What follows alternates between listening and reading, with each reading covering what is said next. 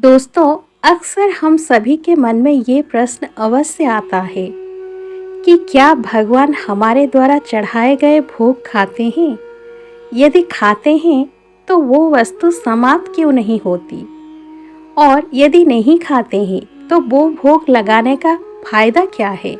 आइए इसी के ऊपर कथा सुनाती हूँ। आशा करती हूँ ये कथा सुनने के बाद आपके मन में ये शंका जो है वो अवश्य दूर होगी। तो जुड़े रहिए हमारे साथ कथा के अंत तक। एक लड़के ने पाठ के बीच में अपने गुरु से प्रश्न किया। गुरु ने तत्काल कोई उत्तर नहीं दिया। वे पूर्ववत पाठ पढ़ाते रहे।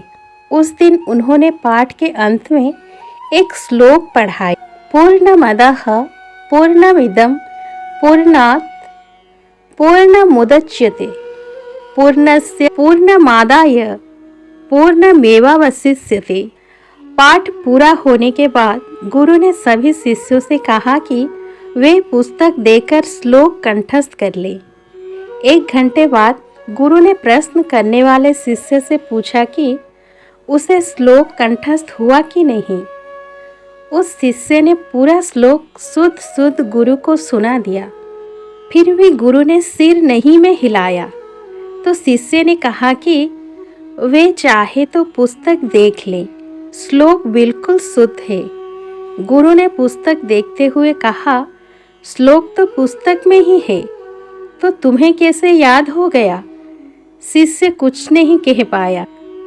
गुरु ने कहा, पुस्तक में जो श्लोक है वो स्थूल रूप में है।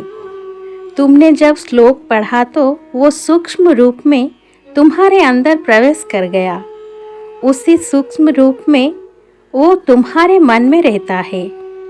इतना ही नहीं, जब तुमने इसको पढ़कर कंठस्थ कर लिया तब भी पुस्तक के स्थूल रूप के श्लोक में कोई कमी नहीं आई। इसी प्रकार परमात्मा हमारे द्वारा चढ़ाए गए निवेदन को सूक्ष्म रूप में ग्रहण करते हैं और इससे स्थूल रूप के वस्तु में कोई कमी नहीं होती। उसी को हम प्रसाद के रूप में स्वीकार करते हैं। शिष्य को उसके प्रश्न का उत्तर मिल चुका था। परमात्मा हमारे भाव के अनुसार भोग को स्वीकार करते हैं और वही भोग हम बच्चों को अपनी शक्ति व स्नेह भरकर हमें देते हैं, जिससे प्रसाद रूप में ग्रहण कर आत्मा में शक्ति भर जाती है।